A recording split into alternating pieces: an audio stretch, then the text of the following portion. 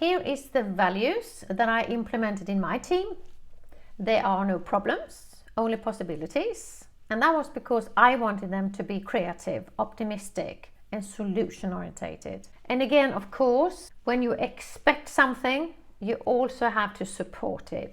So it was my responsibility to give them the right conditions as a manager to support the norms, values, and business policy. The other value was we go to work every day with RMA, that's what I call it, the right mental attitude, as I wanted them to be ready for work. I wanted them to be open-minded, I wanted them to be engaged and development-oriented. The third one was success doesn't come by itself. It's something you create. And it was because I wanted them to be goal-oriented. I wanted them to have a willing to be good and search for help, not just sit and wait for it. One norm I had is we were many people.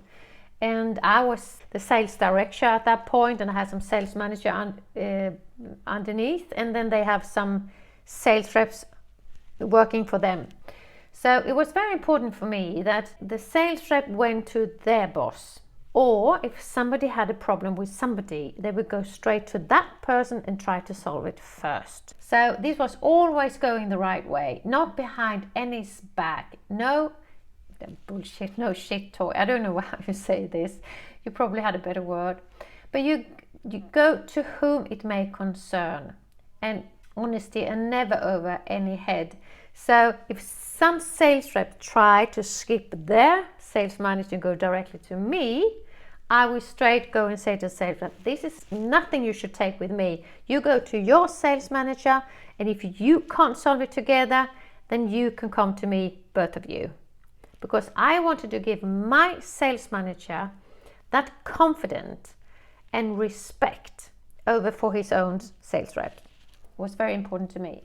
Another norm was success breeds success.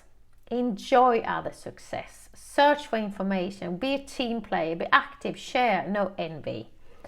And because I also thought if success breeds, it does. If somebody is really good, you have some other ones to say, hey, congratulations, how do you do this? And then it was very important that they share the information. And in the sales team, I worked very much with incentives. I had some sales competition and I put up goals. And if we reached that goal, everybody got something from that. So it was good for everybody when it went good for the whole team. You see what I mean?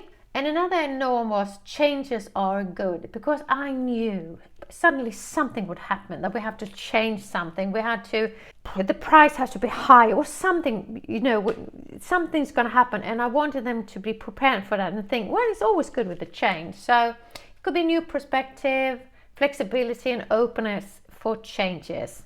And one of the policy I had was to be professional. And it was always in time, enter the work rule, notifying good time. And it was, when we have a meeting, it was a meeting obligation. And another policy was contribute to a good atmosphere. Stay positive.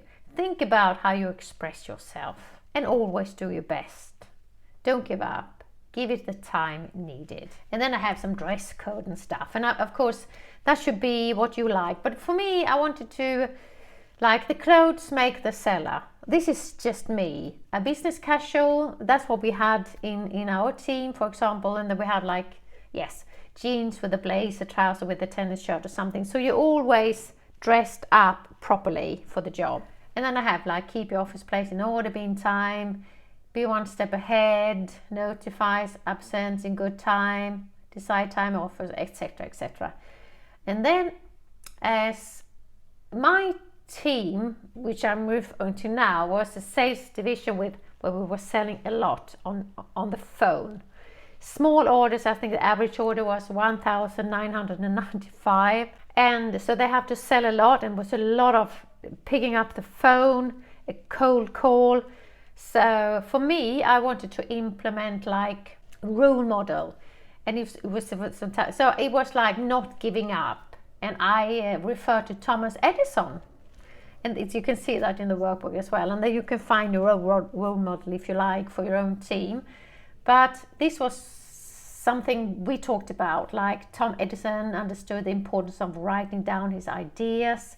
He always had an idea book with him where he wrote down thoughts, ideas, and observations he made.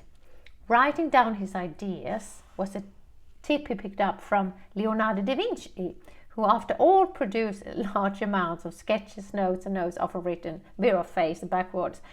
Thomas Edison did not write backwards, but he did write. And as soon as he got an idea, he wrote it down. And when he got stuck or lacked inspiration, he went back to his idea books to see if he couldn't get any new ideas from what he had written down before. And what I wanted to do with that was that it was always a new angle. They always, if the cell is not going as well as you want, you can write down and say, right, how did I say hello here? How was the contact phrase? How was the argumentation? And then you can always find where to do different.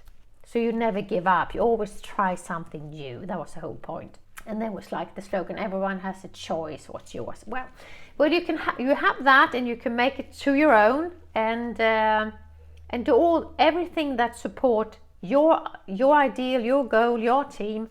But it was just for some inspiration. So good luck with that. Have a really nice week. Bye bye.